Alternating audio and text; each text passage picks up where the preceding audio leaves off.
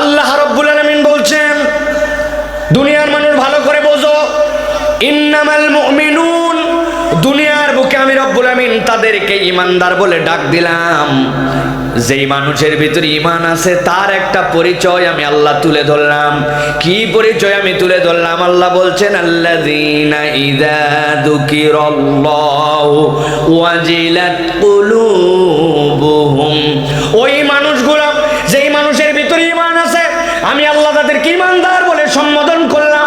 যখনই তাদের কাছে আল্লাহর জিকির করা হবে, আল্লাহর কোরআনের আলোচনা হবে, আল্লাহর কথা স্মরণ করা হবে, ওয়াজিলাত কুলুবুহুম, তাদের বুকস্থিত অন্তরটুকু, তাদের ভিতরের যে অন্তরটুকু যেখানে ঈমান আছে ওইটুকু তখন আর স্বাভাবিক থাকবে না, ওইটা তখন থই থই করতে শুরু করবে, ওইটা তখন উপচায় পড়তে শুরু করবে। আল্লাহ বলতেছেন কেবল এতটুকুই নয়, আমি আল্লাহ রাব্বুল আমিন তোমাদের জন্য জানালাম ওই বান্দাগুলোর সামনে যখন এই তেলাওয়াতটুকু করা হবে, এই আল্লাহর জিকিরটুকু করা হবে, ওই বান্দাগুলার যেরকম অন্তরটুকু থই থই করে উঠবে, সাথে সাথে তাদের সামনে যখন কোরআন তেলাওয়াত করা হবে, ওয়া ইযা তুলিয়াত আলাইহিম আয়াতুহু যাদাতুহুম ঈমানা, ওই মানুষগুলার ভিতরে যদি ঈমান থাকে আর আল্লাহর কালাম যদি তাদের কাছে তেলাওয়াত করা হয় আহলে সুন্নাত ওয়াল জামাতের আকীদা অনুযায়ী, ওই মানুষগুলার ঈমান তখন স্বাভাবিক থাকতে পারে না, ওই মানুষগুলার ঈমান তখন বেড়ে যাবে। কতদূর পর্যন্ত বাড়বে? আমার আল্লাহ বলছেন, ওয়ালা রাব্বিহিম ইয়াতাওয়াক্কালুন, বাড়তে বাড়তে এমন অবস্থা হবে ওই বান্দা আল্লাহ ছাড়া আর কারো প্রতি ভরসা করবে না। সুবহানাল্লাহ। পোস্টারে উল্লেখ করে দিবেন, আমাদের মাহফিলে কোনো ক্যামেরা চলবে না, ওরা আসবে না। এক একজন আসছে কুমিল্লার থেকে, গাজীপুর থেকে, আপনার এখানে মাহফিলটা নিবে, আপনাদের এখানে লোক 10,000, 1 কোটি লোক যেন ওয়াজটা শুনে, আপনি এইটুকু সহ্য করতে পারতেছেন না, এদের উপর এত রাগ কেন?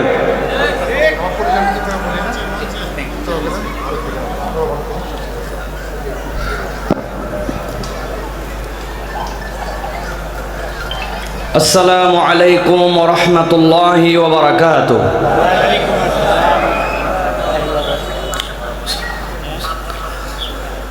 ইন্নাল হামদালিল্লাহ, আলহামদুলিল্লাহি নাহমাদুহু ওয়া নাস্তাঈনুহু ওয়া নাস্তাগফিরুহু ওয়া নু'মিনু বিহি ওয়া নাতাওয়াক্কালু আলাইহি ونعوذ بالله من شرور أنفسنا ومن سيئات أعمالنا،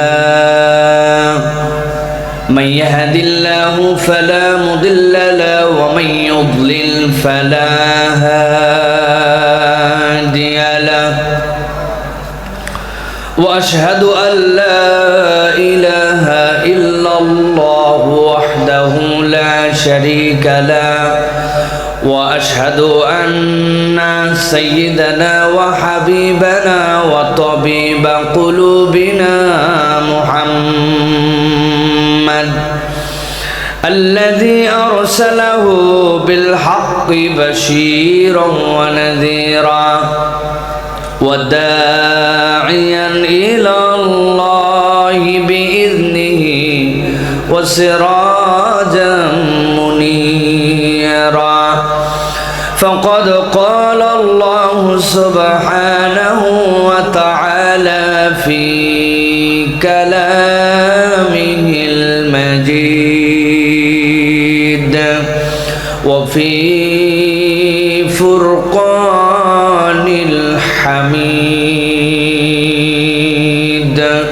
أعوذ بالله من الشيطان الرجيم، بسم الله الرحمن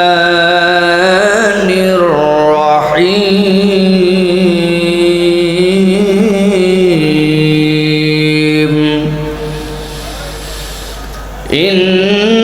إنما المؤمنون الذين إذا ذكر الله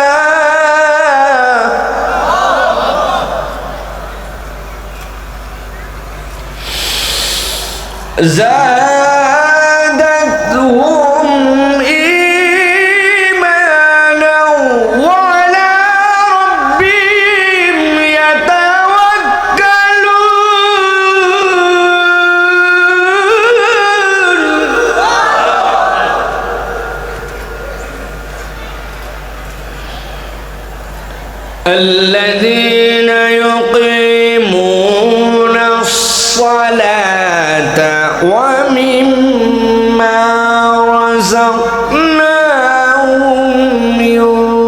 ينفقون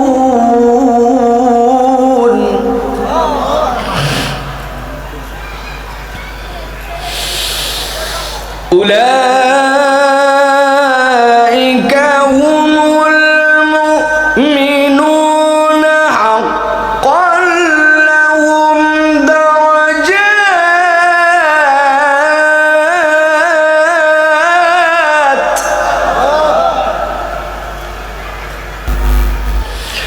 أولئك هم المؤمنون حقا لهم درجات عند ربهم ومغفرة ورزق كريم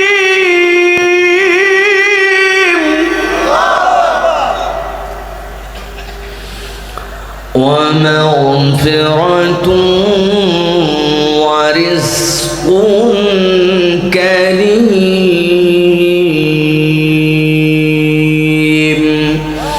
وقال الله سبحانه وتعالى إن الله وملائكته يصلون على النبي يا أيها الذين آمنوا صلوا عليه وسلموا تسليما. اللهم صل على محمد وعلى آل محمد كما صليت على إبراهيم وعلى آل إبراهيم إنك حميد مجيد. اللهم بارك على محمد وعلى آل محمد كما باركت على إبراهيم وعلى آل إبراهيم إنك حميد مجيد. الحمد لله আল্লাহ রাব্বুল আলামিনের কাছে শুকরগুজার হচ্ছি যে আল্লাহ রাব্বুল আলামিন আমাদেরকে আজকে বাংলাদেশের ঐতিহ্যবাহী জেলার টাঙ্গাইলের দেলদুয়ার দুবাইল হাফেজিয়া মাদ্রাসা এতিমখানার উদ্যোগে হাফেজ ছাত্রদের দস্তারবন্দি উপলক্ষে আজকের এই 32তম তাফসিরুল কোরআন মাহফিলের এই অধিবেশনে আমাদেরকে আসার বসার তৌফিক দান করলেন। এজন্য আল্লাহর কাছে আমরা কৃতজ্ঞ হচ্ছি, সকলে পড়ছি আলহামদুলিল্লাহ। দরুদ এবং সালাম বর্ষিত হোক মানবতার মহান মুক্তির দূত আকায়ে নামদার তাজদারে মদিনা আপনার আমার প্রিয় রাসূল জনাবে মুহাম্মদুর রাসূলুল্লাহ সাল্লাল্লাহু আলাইহি ওয়াসাল্লামের প্রতি। আজকের মোবারক মাজলিসের সম্মানিত সভাপতি আলহাজ কাজী নজরুল ইসলাম সাহেব, সম্মানিত আলোচকবৃন্দ হাফেজ কারি মাওলানা আব্দুল মালিক ধলেশ্বরী, আপনাদের আজকে প্রধান মেহমান হিসাবে কথা শোনাবেন ইতিমধ্যেই যিনি আপনাদের প্রতিষ্ঠানে শুভাগমন করেছেন, আমাদের অত্যন্ত প্রিয় ভাই, মহব্বতের ভাই হযরত মাওলানা হাফেজ কারি সোয়াইব আহমেদ আশরাফি হবিগঞ্জ, তিনি আপনাদের কাছে কথা শোনাবেন ইনশাআল্লাহ। মঞ্চে উপবিষ্ট বিভিন্ন পর্যায়ের গণ্যমান্য ব্যক্তিবর্গরা, আমার সামনে উপবিষ্ট সম্মানিত মুরব্বিয়ানে কেরাম, প্রিয় তরুণ যুবকেরা, স্নেহের ছোটরা, আলাদা প্যান্ডেল থেকে শুনছেন মা এবং বোনেরা, সবাইকে একবার সালাম দিয়েছি। আরও একবার আপনাদের কাছে দোয়া পাওয়া এবং করার আশায় সালাম নিবেদন করি। আসসালামু আলাইকুম ওয়া রাহমাতুল্লাহ। আপনারা ভালো আছেন ভাই? আপনাদের কি মন ভালো আছে ভাই? শরীর, পেটের অবস্থা? পেট ভালো, তার মানে খাওয়া দাওয়া করছেন আপনারা? তো যদি আপনারা খাওয়া দাওয়া করেন, মন ভালো, শরীর ভালো, পেট ভালো, আবহাওয়া ভালো, তাইলে সালামটাও আরেকটু সুন্দর করে আন্তরিকতার সাথে যদি আমরা দেই, সকলেই দোয়া নিলাম এবং দোয়া করলাম, এই নিয়তে একটা সুন্দর করে সালাম দেওয়া যাবে না ভাই ইনশাআল্লাহ? দেখি না আপনারা কেমন করে সালামের উত্তরটুকু দেন, একটু আন্তরিকভাবে, চিৎকার করতে হবে না, কিন্তু আপনার দিল থেকে আসতে হবে। আসসালামু আলাইকুম ওয়া রাহমাতুল্লাহ। মাশাআল্লাহ, কি চমৎকার উত্তর আপনারা দিয়েছেন। আমি আপনাদের এই দুবাইল এবং এই অঞ্চলে নতুন ছেলে না, বহুদিন ধরে আপনাদের এখানে আমি কথাবার্তা বলি। এই মাদ্রাসার আশেপাশে অনেক জায়গায় আপনাদের সাথে আমার কম বেশি দেখা হয়েছে। জীবনের প্রথম আমার ওয়াজ শুনতেছেন এরকম যারা আছেন একটু হাত তোলেন তো ভাই। এর আগে কোনো দিন শুনেন নাই, এটাই ফার্স্ট জীবনে দেখছেন। হাত কয়টা উঠছে? হাত নামান প্রিয় ভাইয়েরা। বাকিদের সাথে আমার তাহলে দেখা হয়, কথাবার্তা শোনা হয়। সেই হিসাবে আপনাদের কাছে আমি পুরাতন মানুষ, আমি আমার একটা প্যাটার্নে কথা বলি, একটা ধরনে কথা বলি, সাধ্যের মধ্যে কিছু পড়ালেখা করে আপনাদের কাছে বলার জন্য চেষ্টা করি। আজকে তারই ধারাবাহিকতায় আপনাদের কাছে আমি কিছু কথা রাখবো। এরপরে ইনশাল্লাহ আমাদের সোহেব আহমেদ আশরাফি ভাই আছেন, আপনাদেরকে ইনশাআল্লাহ তিনি মুগ্ধ করে দিয়ে যাবে, ইনশাআল্লাহ বলেন। প্রিয় ভাইয়েরা, এই যে আমরা কোরআন শোনার জন্য এই যে কষ্ট করে আসলাম, বসলাম, মাটির বিছানা গ্রহণ করে নিলাম, নিজেদের সময়কে বাদ দিলাম। বাড়িতে থাকলে কেউ আপনাকে বকাবকি করতো না যে তুমি বাড়িতে কেন, আগামীকালকে তাহলে এলাকায় থাকা হবে না, এরকম বলার কোনো সুযোগ ছিল না। কিন্তু এই যে আমরা আগ্রহ নিয়ে আসলাম, আমি জানতে চাই সবাই কি এই আগ্রহ নিয়ে আসতে পেরেছে ভাই? বুঝে বলেন, আসতে পারছে সবাই? তাহলে আসলো না কেন? হৃদয়ের মধ্যে তার দাগ কাটলো না কেন? এরকম কি ব্যাপার যে দুনিয়ার সব এলেম তার জানা হয়ে গেছে, অথবা আমি অগ্রিম ঘোষণা দিয়ে আসছি যে আমি যেই সাবজেক্টে কথা বলবো এটা এর মুখস্থ? বিষয় কি এরকম না। কিন্তু তারপরেও সবাই আসলো না কেন? সবার দিলে দাগ কাটলো না কেন? এইটা কিন্তু জিজ্ঞাসা করা দরকার আছে, আমি মনে করি। কেন দরকার আছে? আমি আপনাদের কাছে একটা ছোট্ট উদাহরণ দেই। আপনাদের এই টাঙ্গাইল এই অঞ্চলে মাটির মধ্যে চুলা বানায়, এরকম কি আছে ভাই? মাটিতে চুলা ফেলে, আছে ভাই? আমাদের এলাকায় আছে, একটা মুখ থাকে যেদিক দিয়ে আগুন দেয়, আর তিন দিক দিয়া, দুই দিক দিয়া হাঁড়ি বসানো যায়, এরকম তিন মুখের চুলা বানায়, দুই মুখের চুলা বানায়। আপনাদের এলাকায় আছে ভাই? এখন যেই তিন মুখের চুলা, এই চুলাটা উপর দিয়া তাল পাতা দিয়া টিন দিয়া ঢাকায় রাখছে। কিন্তু আগের রাত্রে একটা বেকায়দা বৃষ্টি হওয়া হয়েছে, বাতাসে একবার বৃষ্টির এদিকে নিয়ে গেছে, একবার ওইদিকে নিয়ে গেছে, আরে পাথারা বৃষ্টি, একবার হারা রাত, হারা রাত আপনাদের টাঙ্গাইলের ভাষায়, ঠিক না ভাই? হারা রাত এমন বৃষ্টি হওয়া হয়েছে। এখন ওই চুলা কিছু পানি গেছে সাইডে, কিছু পানি গেছে ভিতরে, চুলা গেছে স্যাঁতস্যাঁতায়া। এই চুলা ডাইরেক্ট ধরানো, ঠেলা আছে, ঠিক না ভাই? আপনারা আন্দাজে ঠিক বলতেছেন কেন? আপনারা কি চুলা ধরান নাকি? চুলা ধরাই তো মহিলারা, এরা জানে এই চুলা ধরানো কষ্ট আছে, ঠিক না ভাই? এখন মহিলারা কি করে আমাদের এলাকা, আপনাদের এলাকায় করে কিনা দেখেন। ও যদি একবারে মেসের কাঠি দিয়ে খালি চুলাতে দেয় আর চুলা ধরানোর চেষ্টা করে, সাদা ধোঁয়া মারে, এই চুলা জ্বলার আগে নিভে যায়, তখন বুদ্ধি করে কি পাশে একটা কুপি বাতি রাখে, লম্পু বাতি। আপনার এলাকায় কি বলে ভাই? কি বলে? দোয়াত। দোয়াত।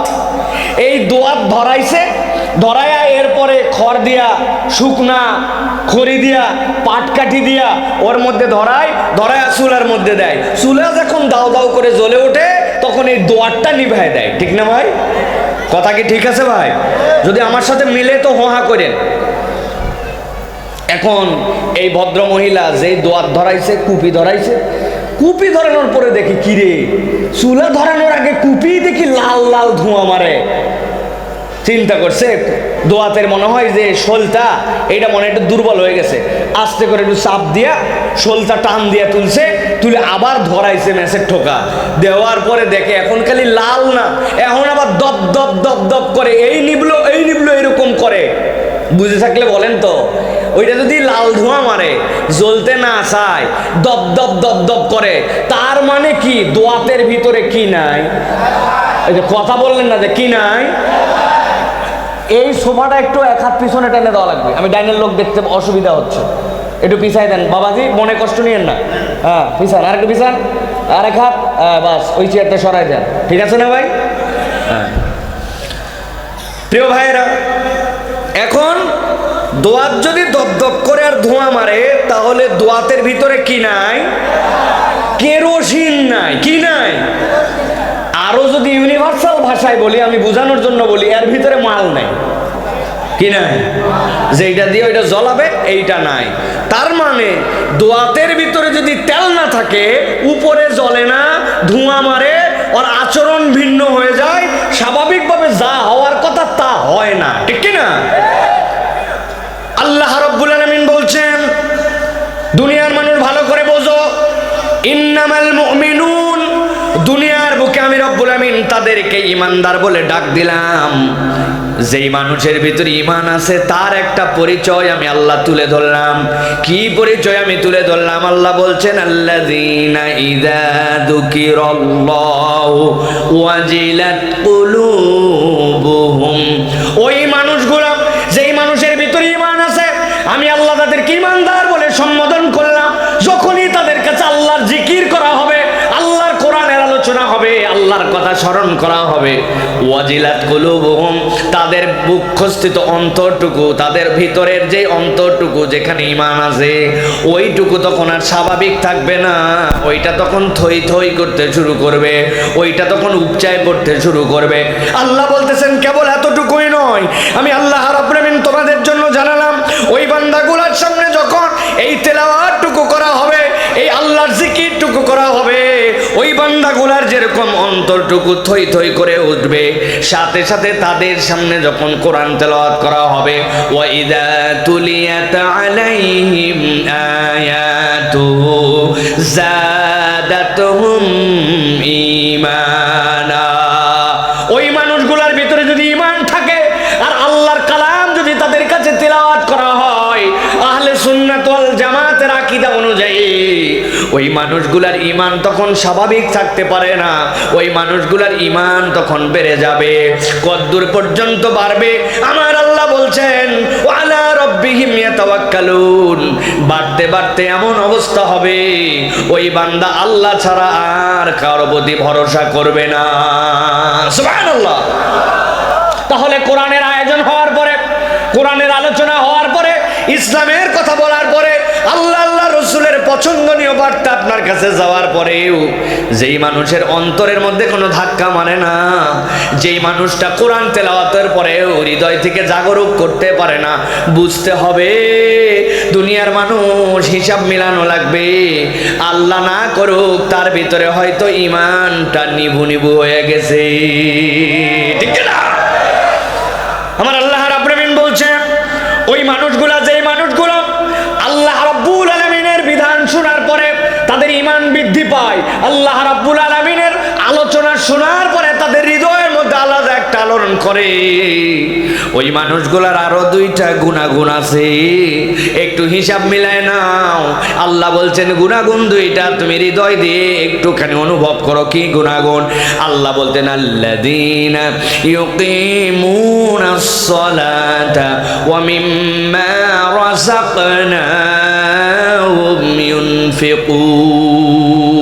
আমি আল্লাহ জানায় রাখলাম ওই মানুষগুলার দুইটা কোয়ালিটি থাকবে, ওই ঈমান বৃদ্ধি পেয়ে গেছে, আনন্দে গদগদ হয়ে গেছে, এইটুকুই নয়, বরং তার সাথে সাথে তাদের চরিত্র হবে, ওই মানুষগুলা সালাত আদায়কারী হবে, সালাত যেটার সাথে সংশ্লিষ্ট থাকবে সেইখানে তার সম্পৃক্ততা থাকবে।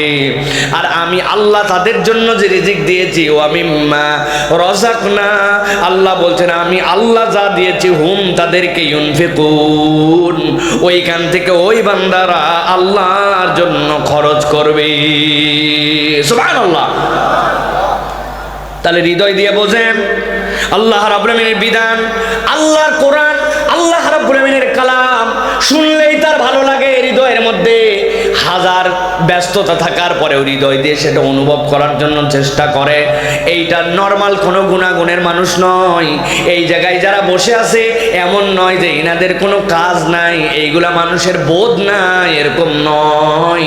এই মানুষেরও কাজ আছে, চাইলে দূরে থাকতে পারতো, চাইলে না আসতে পারতো, কিন্তু কোরআন তার হৃদয়ের মধ্যে ধাক্কা মারছে, তার মানে বুঝতে হবে এই মানুষগুলার সাথে আল্লাহ রাব্বুল আলামিনের ঈমানের একটা সম্পর্ক আছে, ঠিক না? আমার আল্লাহ রাব্বুল আলামিন বলছে, উলাইকা হুমুল মুমিনুনা হাক্কান লাহুম দারাজাতুন ইনদা রাব্বিহিম ওয়া মাগফিরাতুন ওয়া রিজকুন কারীম।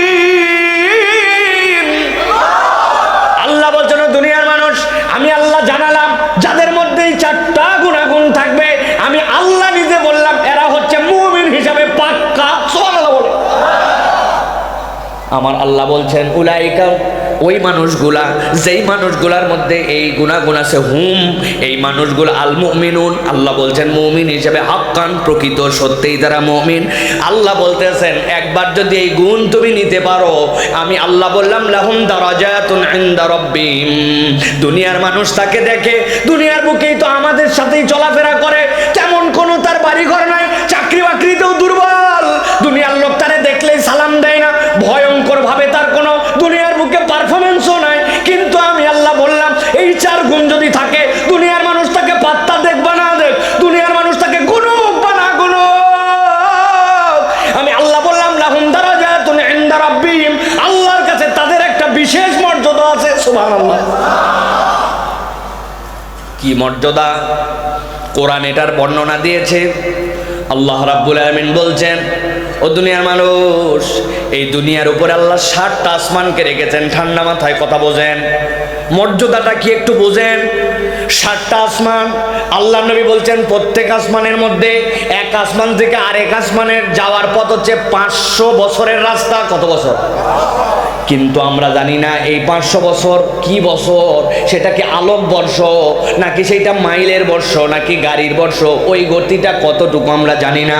সেই হিসাবেও 3500 বছরের রাস্তা, এর উপরে আল্লাহ রাব্বুল আলামিনের জগৎ আছে যেটা কেউ জানে না, তার উপরে রব্বুল আলামিনের আরশ, তার উপরে আল্লাহর কুরসি। সুবহানাল্লাহ বলেন। আল্লাহ বলতেছেন দুনিয়ার মানুষ, ওই যে রব্বুল আলামিনের কুরসি, রব্বুল আলামিন আরশ, ওই আরশ বহন করে কতগুলা ফেরেশতা। ওই ফেরেশতারা, যেই ফেরেশতা তুমি কল্পনাও করতে পারবে না, এটা তোমার চিন্তার মধ্যেও আসবে না, যেই ফেরেশতারা আল্লাহর আরশকে বহন করে, আল্লাহ বলছেন আমি আল্লাহ তাদের জন্য 2টা কাজ নির্ধারণ করেছি। 1 নম্বর হচ্ছে ইউসাব্বিহুন, ওই আরশ বহনকারী ফেরেশতারা আল্লাহর তাসবিহ করতে থাকে। আর 2 নম্বর হচ্ছে এই দুনিয়ার বুকে যারা ঈমানদার, ওই মানুষগুলোর জন্য আরশ বহন করে আর আল্লাহর কাছে মাগফিরাতের দোয়া করে। আমার আল্লাহ এই জন্য বলছেন লাহুম দারাজাতুন ইনদা রাব্বিহিম ওয়া মাগফিরাতুন ওয়া রিজকুন কারীম।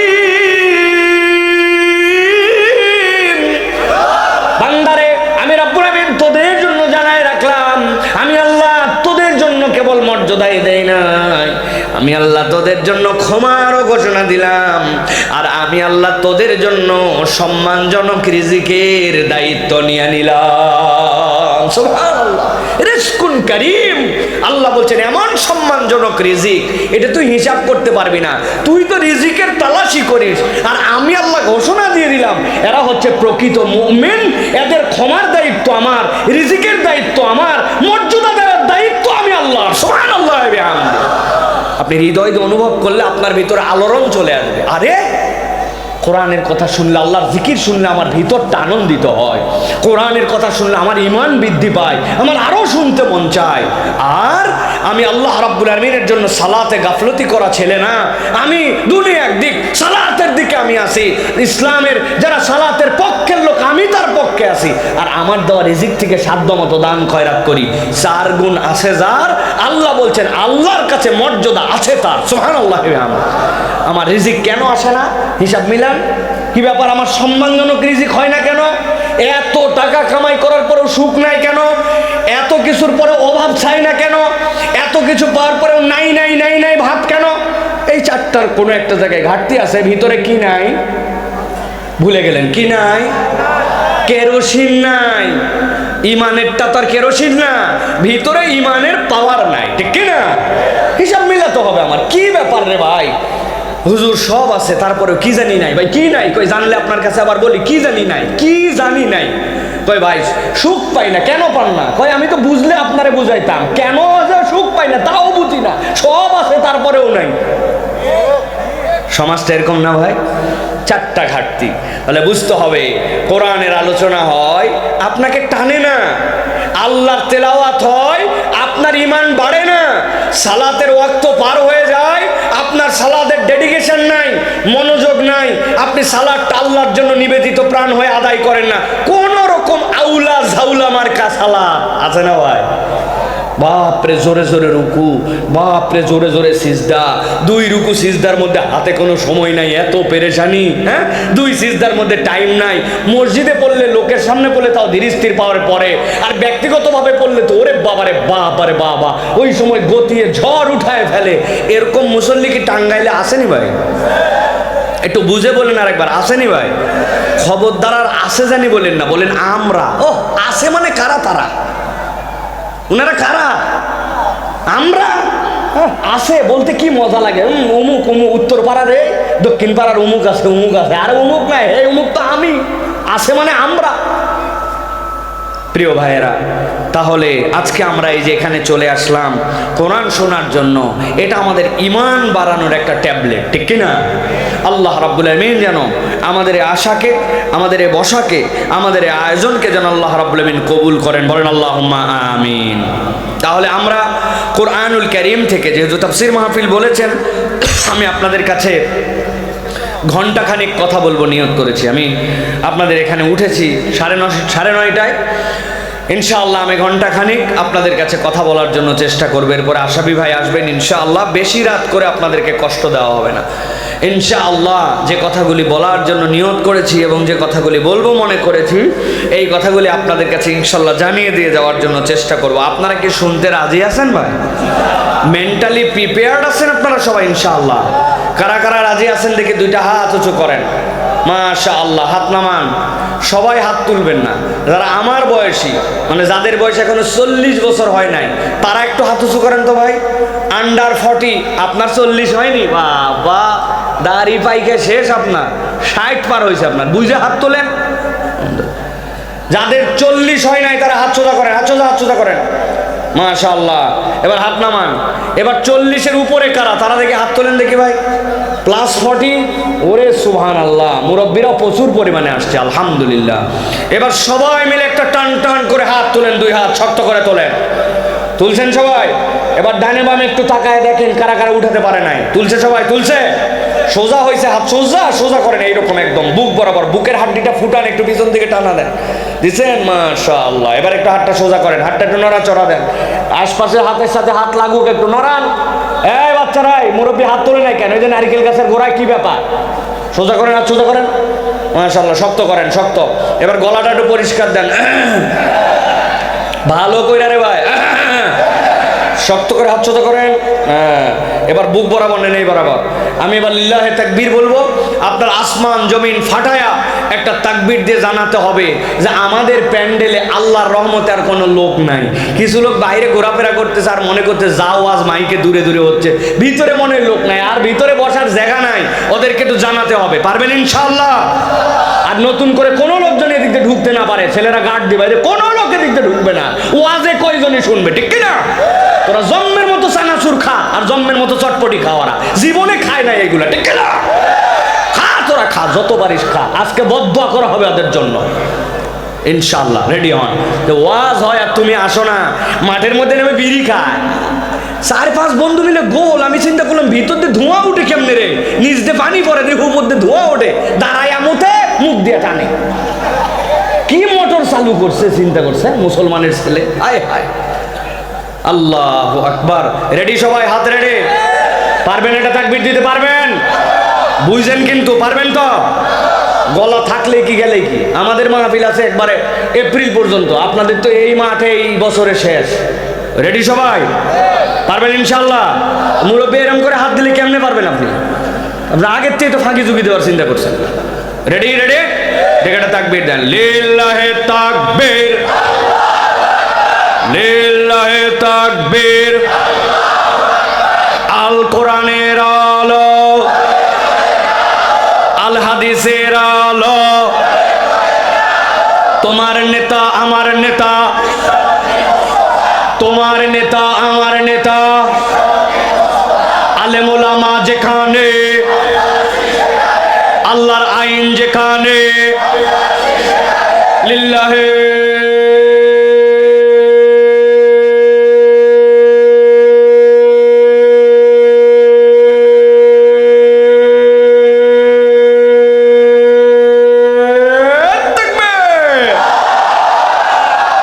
আলহামদুলিল্লাহ। আলহামদুলিল্লাহ বলেন।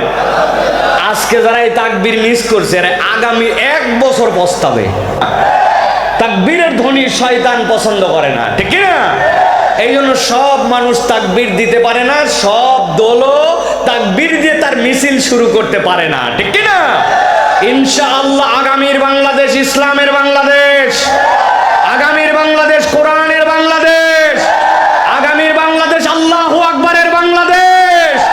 ওই ইসকন আর হিন্দুত্ববাদের কর্মীরা যতই লাফাক না কেন, আল্লাহু আকবারের সৈনিকরা বেঁচে থাকা পর্যন্ত এই বাংলাদেশে ইনশাআল্লাহ হিন্দুত্ববাদ কায়েম হবে না, ইসকন রাজত্ব করতে পারবে না, ঠিক না? এর জন্য যুবকদেরকে তৈরি হতে হবে, ঠিক না? কারণ এই মুরব্বীরা ফেল, 50 বছর পরীক্ষা দিয়ে ফেল করছে তারা। কারণ 1 কাপ চা আর 1 বিড়ি দিয়া ইমান বেঁচে ভালাইছে আগের রাত্রে, পরের দিন যায় ধাবাস করে মাইরে দিয়েছে চা বরাবর, ঠিক কিনা? মুরব্বী আর চলবে না, উনাদেরকে ধাক্কায় আমরা সামনে নিব, সম্মান করব, কিন্তু এইগুলো আর সামনে দিলে আমাদের আর এই দেশ আগানো সম্ভব না। এই জন্য তরুণদেরকে জাগতে হবে, আগামীর প্রজন্মকে জাগতে হবে, মুরব্বীদেরকেও জাগাতে হবে, তাদেরকে সাথে নিয়ে জান্নাতে যেতে চাই। আল্লাহর জান্নাত ছোট নয়, কাউকে বাদ দিয়ে আমরা জান্নাতে যাব না, ঠিক কি না? হয় আপোষে আপোষে যাবি, না হলে গেডি ধরে নিয়ে যাবি। আপনার বাচ্চা বহুত বড় সফর করে আসছে, অথবা সেই পড়ালেখা করছে, পড়ালেখা কইরা রাত 2টার সময় ঘুমাইছে। কয়টা কথা বলে আল্লাহ মাফ করুক, কথার কথা ভোর 4টার সময় আগুন লাগছে। কয়টার সময়? এখন আপনি বাইরে চলে যাচ্ছেন বাড়ির থেকে জানতে পেরে, কিন্তু আপনার বাচ্চাটা যেহেতু লেটে ঘুমাইছে, ক্লান্ত, আবার বাড়ির ভিতর 2টা মুরব্বী আছে, এদেরকে ডাক দিলে রাগারাগি করে, এই জন্য আপনি চিন্তা করছেন আল্লাহ আমি বাড়ায় যাই, ওরা থাক, যেহেতু ক্লান্ত, আবার মুরব্বীরা ডাকলে রাগ করে, এই জন্য আপনি বাড়িতে আগুন লাগছে, মুরব্বীরাও ডাকবেন না, বাচ্চারাও তুলবেন না, তাই তো না ভাই? যারা যারা তুলবেন না তারা হাত তোলেন, নাকি তুলবেন না? উঠলে কই সে লাত্তি মারবেন, এই বুড়া ওঠ, ব্যাক করলে ঘুমানোর সময় ওঠ বেটা, আগুন লাগছে বেটা, এক্ষুনি পড়ে যাবে, আমি উঠবো না বাবা, যা হয় থাপ্পড় লাগালে ব্যাক কল কোথাকার, বাইরে যায় তারপর যা হয় হবে, ঠিক কিনা? এখন কথা হচ্ছে আপনি জান্নাতে যাইতে চাবেন, আমরা সাইরে দেবো নাকি? কুইলা গুতায় সবগুলো জান্নাতে নিয়ে যাওয়া লাগবে, ঠিক কিনা? লাইন আনা লাগবে ওনারে, আল্লাহর আইনের পক্ষে আপনাকে থাকতে হবে। বহুদিন ধারিবাজি করছেন, বহুদিন আপনি 2 নম্বরই করছেন, বহুদিন অমুক নেতা তমুক নেতার পিছে দৌড়াইছেন, আর কোন নেতার পিছে আপনি দৌড়াতে পারবেন না। আগামীর বাংলাদেশে মুহাম্মদ সাল্লাল্লাহু আলাইহি ওয়াসাল্লামের অনুসারী যারা, আল্লাহর আইনের পক্ষে যারা, তার পক্ষে আপনাকে দৌড়াতে হবে, ঠিক কি না? হয় আপোষে, না হয় দাবরানিতে, যে কোনো একটা। রাজি আছেন তো ইনশাআল্লাহ? রাগ করতেছেন না তো আপনারা? রাগ করেন একটু, কতদিন রাগ করবেন না, একটু রাগ করেন এখন থেকে, আর এরকম করে একদম ঠান্ডা ঠান্ডা হয়ে থাকেন। আল্লাহ আমাদেরকে বোঝার তৌফিক দান করুক। চলেন তাহলে আমরা কোরআনুল কারীমের মধ্যে প্রবেশ করব। একটা জবানও বন্ধ রাখবেন না, সকলে আনন্দ চিত্তে বিতাড়িত শয়তান থেকে আশ্রয় প্রার্থনা করে সরাসরি আমরা কোরআনুল কারীমের মধ্যে প্রবেশ করি। আমার সাথে পড়েন সকলে, আউযু বিল্লাহি মিনাশ শাইতানির রাজীম, বিসমিল্লাহির রাহমানির রাহিম, ইন্নাল মুত্তাকিনা ফি জান্নাতিন ওয়া উয়ুন, উদখুলুহা বিসালামিন আমিনিন, ওয়া নাযা'না মা ফি সুদুরিহিম মিন গিল্লিন ইখওয়ানান আলা সুরুরিম মুতাকাবিলিন।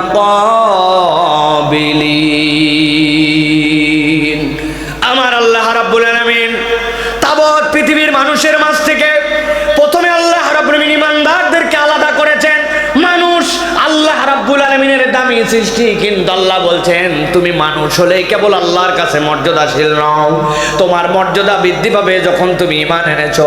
কেবল ঈমান এনেই বসে থাকো নাই, বরং তুমি ঈমানের পরে আল্লাহর বিধিবিধান তুমি মানতে শুরু করে দিয়েছো, তুমি মুসলিম হিসাবে আত্মসমর্পণ করেছো। কেবল মুসলিম হিসাবেই তুমি থাকো না, বরং আল্লাহ তোমার জীবনে যা যা নিষেধ করেছেন সেখান থেকে তুমি দূরে থাকতে শুরু করেছো। আল্লাহ বলছেন আমার এই প্রিয় বান্দাগুলার নাম হচ্ছে মুত্তাকি। আমি আল্লাহ রাব্বুল আলামিন জানালাম ইন্নাল মুত্তাকিনা ফি জান্নাতি ওয়া উয়ুন। আল্লাহ বলছেন নিশ্চয় যেই মানুষগুলা কেবল ঈমানদার নয়, কেবল মুসলিম নয়, মুত্তাকি হবে, আমি আল্লাহ তাদের জন্য ঘোষণা দিলাম, আমি আল্লাহর পক্ষ থেকে তাদের জন্য একটা জান্নাত থাকবে, তাদের জন্য আল্লাহর পক্ষ থেকে অজস্র ধারায় বহমান ঝর্ণা থাকবে। সুবহানাল্লাহ। আল্লাহ বলতেছেন তাদেরকে ডাক দিয়ে বলা হবে উদখুলুহা বিসালামিন আমিনিন, কোনো চিন্তা করো না, তোমরা নিরাপত্তার সাথে জান্নাতের মধ্যে ঢুকে যাও। আল্লাহ বলছেন একবার যদি কেউ জান্নাতে ঢোকে আমি আল্লাহ রাব্বুল আলামিন সাথে সাথে তার থেকে একটা বিষয় দূর করে দিব। ওয়া নাযা'না, আমি আল্লাহ রাব্বুল আলামিন দূর করে দিব মা ফি সুদুরিহিম, তাদের অন্তরের ভিতরে যা যা ছিল মিন গিল্লিন।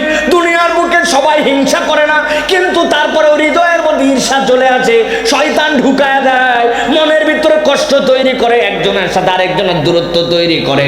আল্লাহ বলছেন জান্নাতে ঢুকানোর পরে আমার ওই মুত্তাকি বান্দাদের জন্য আমি প্রথম যেইটা দূর করব, তাদের অন্তরের ঈর্ষাটাকে আমি তুলে দিব, তারা সবাই ভাই হয়ে যাবে। আল্লাহ বলছেন এরপরে রব্বুল আমিন তাদেরকে উচ্চ উচ্চ প্রাসাদের মধ্যে সুরুরিম মুতাকাবিলিন, ওই মানুষগুলাকে সুন্দর সুন্দর আবাসস্থল দিয়া রব্বুল আমিন সেখানে তাদেরকে থাকার ব্যবস্থা করে দিবে। সুবহানাল্লাহ।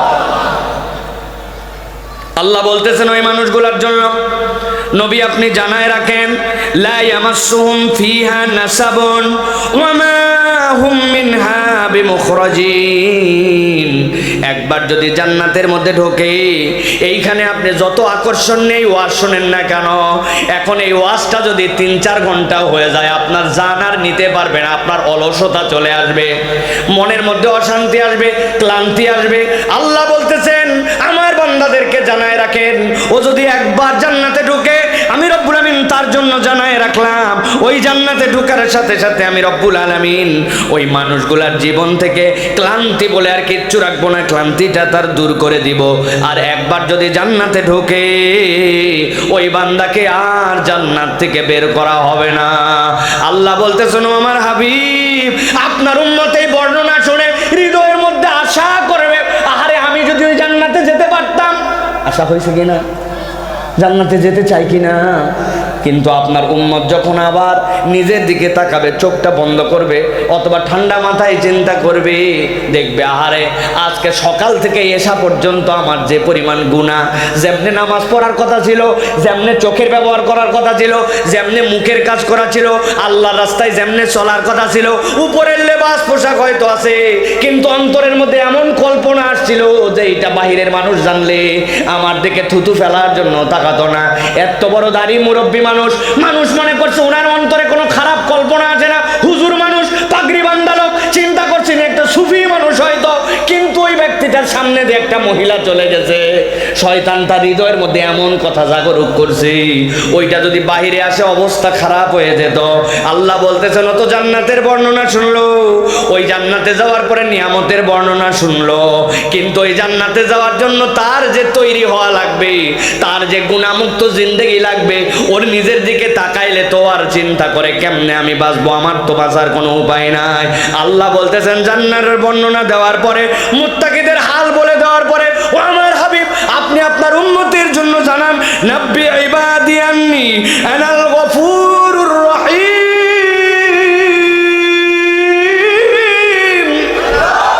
আমার বান্দাকে আপনি খবর দিয়ে দেন, ওই বান্দার কাছে এই বার্তাটা পৌঁছায় দেন, ওই বান্দা তোর জীবনে যত গুনাহ থাক না কেন আমি রব্বুল আমিন তোকে দেখতে চাই, একবার যদি তুই আমার কাছে ফেরত আসিস আমি রবকে তুই গফুর, ক্ষমাশীল, রাহিম, দয়াময় হিসাবে তুই পেয়ে যাবি।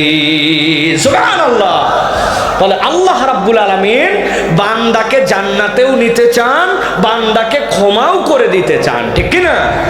সুবহানাল্লাহি বিহামদি। এটা রব্বুল আলামিন বান্দাদের জন্য বিরাট বড় অফার দিয়েছেন। আল্লাহ রাব্বুল আলামিন অন্য আয়াতে কারিমার মধ্যে বলেছেন, সূরা মায়েদা 5 নম্বর সূরার 74 নম্বর আয়াতের মধ্যে আল্লাহ বলছেন, আফালা ইয়াতুবুনা ইলাল্লাহ ওয়া ইস্তাগফিরুনাহু ওয়াল্লাহু গফুরুর রহিম। তোমরা কি আল্লাহর কাছে একটু তওবা করবে না? তোমরা কি আল্লাহর কাছে একটু ফেরত আসবে না? তুমি আল্লাহর কাছে ফেরত আসলে তোমার রবকে তুমি গফুর পাবে, তোমার রবকে তুমি রাহিম পাবে। সুবহানাল্লাহি বিহামদি। আজকে মূলত আমার আলোচ্য বিষয় হচ্ছে যে আমরা আল্লাহ রাব্বুল আলামিনের জান্নাতে যেতে চাই, কিন্তু আমাদের যে গুনাহ খাতা, এই গুনাহ খাতা নিয়ে আসলে জান্নাতে যাওয়ার উপায় বুঝে থাকলে বলেন, জান্নাতে যাওয়ার উপায়। তাহলে জান্নাতে যদি ঢুকতে চাই তাহলে আমাদের গুনাহ খাতা ক্ষমা করে নিয়ে আল্লাহর কাছে যেতে হবে, ঠিক কি না? আজকে আমি সংক্ষিপ্ত সময়ে অলরেডি মনে করেন প্রায় আমি 37-38 মিনিট কথা বলছি আপনাদের কাছে। বাকি সময়টুকুতে আমি আপনাদের কাছে বলতে চাই যে আল্লাহর জান্নাতেও যেতে চাই, আবার গুনাহ খাতারও অভাব নাই, আবার আল্লাহ বান্দাকে বলছেন আমি ক্ষমা করে দিতে চাই, কিন্তু আমার কাছে জানা নাই যে ক্ষমা লাভের উপায়টা কি। আজকে মূলত আমরা কোরআন এবং সুন্নাহ থেকে সংক্ষিপ্ত সময়ে জানার চেষ্টা করব। আল্লাহ বান্দার অনেকভাবে ক্ষমা করার তরিকা রেখেছেন, তবে কোরআন সুন্নাহ সামগ্রিক বর্ণনা অনুযায়ী মানুষের জীবনে ক্ষমা লাভের মৌলিক উপায় হচ্ছে 5টা। কয়টা? একটা মুখ বন্ধ থাকলে কিন্তু খবর আছে ভাই, আপনাদেরকে একসাথে বলতে হবে মানুষের জীবনে ক্ষমা লাভের মৌলিক উপায় কয়টা। সবগুলা হাত রেডি করবেন এরকম করে, হ্যাঁ? আমি যখন বলবো কয়টা, একসাথে হাত তুলে একটু টান টান করে ধাক্কা মেরে বলবেন 5টা। পারবেন না ইনশাআল্লাহ? তাহলে মানুষের জীবনে ক্ষমা লাভের মৌলিক উপায় কয়টা? আরেকবার হাত নামান, অনেকেই চান্সে চান্সে হাত তোলে নাই, এবার একসাথে তুলবেন। কয়টা? আমার হুইল চেয়ারের প্যাসেঞ্জার চাচা, এই চাচা হাত তুলছে, আল্লাহু আকবার। চিন্তা করছেন উনার ওয়াজ শুনতে আসার কোনো দরকার আছে? বেচারি নিজেই চলতে পারে না, কিন্তু দ্বীনের মহব্বতে চলে আসছে, আর আপনি হাত তুলতে পারেন না। চিন্তা করছেন আপনি? তাহলে আল্লাহর জন্য ক্ষমা লাভের মৌলিক উপায় কয়টা? মাশাআল্লাহ। এই হচ্ছে শ্রোতা, আমি এই যে কষ্টগুলো আপনাদেরকে দেই, এটা ফাও ফাও দেই না। আমার একটা টার্গেট আছে ওয়াজ করার ভাই। ওয়াজের টার্গেট হচ্ছে এই ওয়াজটা দুবাইলের এই অঞ্চলে যারা শুনতেছেন মাঠে থাকবে না, এই ওয়াজটা যেন বাড়িতে যায়, ঠিক কি না? কারণ আমরা প্রচুর ওয়াজ এদিকে করি, দিনেও মাহফিল হয়, রাত্রেও মাহফিল হয়। আপনারা যাওয়ার পরে পরের দিন এই যে পাশের চায়ের দোকানে বসে বসে আলোচনা করবে। গতকালকে একটা বক্তা ছিল ফাটাফাটি। একজন বলছে ভাই গতকালকে আমি ওয়াজে থাকতে পারিনি ভাই, কাজে ছিলাম। বক্তা কি ফাটালো? বলছে তা বলতে পারবো না, কিন্তু ফাটাইছে। কি ওয়াজ করলো, ফাটালো, আর আপনি এটা মনে রাখতে পারলেন না? এই ওয়াজ আর চলবে না। যা ওয়াজ সাথে নিয়ে যেতে হবে, মনে থাকবে তো ইনশাআল্লাহ? চলেন তাহলে আমি সংক্ষিপ্ত সময়ে বলার চেষ্টা করি যে ক্ষমা লাভের মৌলিক উপায়। অনেক উপায় আছে, কিন্তু মৌলিক উপায় হচ্ছে 5টা। আমরা এইটা জানবো এবং আল্লাহর কাছ থেকে ক্ষমা লাভের জন্য আজকের থেকেই চেষ্টা করব ইনশাআল্লাহ। চলেন তাহলে 1 নম্বরে বান্দা কিভাবে ক্ষমা পেতে পারে। বান্দার 1 নম্বর ক্ষমা লাভের উপায় হচ্ছে ঈমান এবং নেক আমল। যেই বান্দার সাথে ঈমান যুক্ত হয়ে যাবে আর ঈমানের সাথে নেক আমল যুক্ত হয়ে যাবে, ওই বান্দাকে আল্লাহর কাছে ক্ষমা চাওয়া লাগবে না, আল্লাহ অটোমেটিক তার আমল নামা থেকে গুনাহগুলো ডিলিট করে দিবেন। আমার কথা নয়, আল্লাহ রাব্বুল আমিন বলছেন وعد الله الذين آمنوا وعملوا الصالحات منهم مغفرة وأجرا عظيما।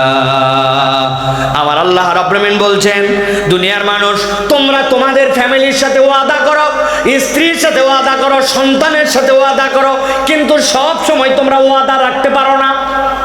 সন্তান মোবাইল করছে, আব্বা কোথায়, তাড়াতাড়ি বাড়িতে আসো। কয় বাজান আমি বাজার করতে আসছি। বলে বাপ আসার সময় আমার জন্য একটা ললিপপ আনবে আর আমার জন্য একটা চিপস আনবে। বাপ তালে তালে সাথে সাথে সন্তানকে বলছে টেনশন করিস না, চকলেট নিয়ে আসবো, টেনশন করিস না, চিপস নিয়ে যাব। কিন্তু বাজারের তালে তালে চলতে চলতে বাপ অনেক সময় এই চকলেট আনার কথা, এই চিপস আনার কথা ভুলে যায়। আমাদের জীবনে এরকম হয় কিনা ভাই? এইবার খালি আল্লাহ দিলে ভালো করে আবাদ হোক, আমার যদি ভালো করে ধানটা উঠে। এবার বউরে বলছে তোমার যত টাকা দামের শাড়ি লাগুক আর তোমার জন্য চেষ্টা করবো অন্তত হাতের বালাটা চিকন হয়ে গেছে, মোটা একটা সোনার বালা এবার দিয়ে দিব। কিন্তু স্বামী হঠাৎ করে ধান ওঠার আগে খবর পাইছে সোনা আর আগের রেটে নাই, 2,02,000। তখনই চিন্তা করছে যা হয় হোক, বলা লাগে তাই বলছি, ঠিক কিনা? প্রিয় ভাইয়েরা, আমি বোঝানোর জন্য বললাম এই ওয়াদাও আপনার রাখা উচিত, ইমানদার রাখবে। কিন্তু আল্লাহ বলছেন মানুষ হিসাবে অনেক ওয়াদা করে, ওয়াদা রাখতে পারে না। কিন্তু আমি আল্লাহ তোর সাথে একটা ওয়াদা করলাম রে বান্দা, আল্লাহর ওয়াদা কখনো মিস হয় না। আল্লাহ বলছেন এই ওয়াদা আল্লাহকে কেউ করতেও বাধ্য করে নাই, আল্লাহ নিজেই নিজের ওয়াদা করেছেন। ওয়াদাল্লাহুল্লাযীনা আমানু, আল্লাহ দা ওয়াদা করতেছেন যারা দুনিয়ার বুকে ঈমান আনবে, ঈমান এনে বসে থাকবে না, ও আমিলুস সলিহাত, ওই বান্দা এরপরে নেক কাজ করতে শুরু করে দিয়েছে, আল্লাহর আদেশগুলো পালন করে, নিষেধগুলোর থেকে নিজের থেকে সরায় রাখে। আল্লাহ বলছেন রব্বুল আমিন তাদের জন্য ওয়াদা করলেন মিনহুম মাগফিরাতাও ওয়া আজরান আযীমা। আমি রব তার ঈমানের কারণে আর নেক আমলের কারণে আমি রব্বুল আমিন তার গুনাহগুলো maaf করে দিব, আর তার জন্য আমি বড় প্রতিদান রেডি করে ফেলবো। সুবহানাল্লাহ। তাহলে ক্ষমা লাভের উপায় হচ্ছে ঈমান এবং নেক আমল। এখন আমরা বলবো যে হুজুর এর থেকে জানা বিষয় আমাদের বাপ দাদার জন্মে নেই, আপনি কি নতুন বললেন? ঈমানও আছে, নেক আমলও আমাদের আছে, ঠিক কিনা? ঠিক, কিন্তু যদি জিজ্ঞাসা করা হয় ভাইজান আমাদের নেক আমল কি? নামাজ, রোজা, সালাত, সিয়াম, হজ, যাকাত, এইগুলাই হচ্ছে আমাদের নেক কাজ, ঠিক না ভাই? কিন্তু আমি আপনাদের কাছে আজকে যে কনসেপ্টের কারণে আলোচনা তুলেছি সেটি হচ্ছে আমরা যে এই যে সালাত, সিয়াম, হজ, যাকাত এইটারে একমাত্র নেক কর্ম বানাইছি, বিশ্বাস করেন কোরআন হাদিসের দৃষ্টিভঙ্গিতে সালাত, সিয়াম, হজ, যাকাত এইগুলো আপনার আমার জন্য নেক কাজ না, আমলে চলে না। বলে হুজুর এটা কি কইলেন? নামাজ, রোজা, হজ, যাকাত যদি নেক কাজ নয় হবে কোনটা? আমি বুঝানোর জন্য বলি, আল্লাহ নবী বলছেন বুনিয়াল ইসলাম আলা খামসিন, ইসলামের বেনাটা 5টা ভিত্তির উপরে প্রতিষ্ঠিত। আপনার এলাকায় একটা স্কুল আছে, ওই স্কুলের নিয়ম হচ্ছে 8টার সময় স্কুলের ক্লাস শুরু হয়। স্কুলের ড্রেসটা হচ্ছে সাদা শার্ট, কালো প্যান্ট। স্কুলের ড্রেসটা হচ্ছে আপনার পায়ের মধ্যে কেটস পরে আসতে হবে। স্কুলের ডেট হচ্ছে 1 জানুয়ারি থেকে প্রথম ক্লাস, জুনের 1 তারিখে হচ্ছে মিড টার্ম, ডিসেম্বরের 1 তারিখে বাৎসরিক পরীক্ষা। নিম্নে 33 মার্ক পাইলে ওই স্কুলের ওই সাবজেক্টের পরীক্ষায় পাশ করবেন। এইগুলো স্কুলের মৌলিক নীতিমালা। এখন একজন ছাত্র 10টা পর্যন্ত ঘুমায়া আস্তে আস্তে চোখ দলতে দলতে যেই লুঙ্গি আর যেই গেঞ্জি পরেছিল ওইটা নিয়েই স্কুলের মধ্যে চলে আসছে। আপনার স্কুলে 1 দিন 2 দিন দিলেও দিতে পারে, কিন্তু ভালো স্কুল হলে বুঝে থাকলে বলেন ওই পোলারের ড্রেস ছাড়া ইচ্ছা মতো 9:30, 10টা, 8টা স্কুল শুরু হোক স্কুলে আসতে দিবে? কথা বলেন, দিবে? অথবা পরীক্ষায় অংশগ্রহণ করছে, আল্লাহর রহমতে কোনোটাই 33 পায় নাই, পাশ করাই দিবে তো না? পাওয়ার দেখাবেন এলাকায় আমার বাড়ি, পাশ করে দিবি না মানে বললে হবে ভাই? আপনার স্কুলের নীতিমালায় মৌলিক নীতিমালা এইটা। তাহলে আপনি যদি মুসলিম পরিচয় দেন, আমি যদি মুসলিম পরিচয় দেয়, আল্লাহ বলতেছেন ইসলামের মধ্যে থাকতে হলে তোমার নামাজ লাগবে, ইসলামের স্কুলে টিকে থাকতে হলে তোমার রোজার মাসে রোজা ফরজ হলে রোজা রাখা লাগবে, যাকাত ফরজ হলে যাকাত দেওয়া লাগবে, হজ ফরজ হলে হজ করা লাগবে। এখন যেই কাম না করলে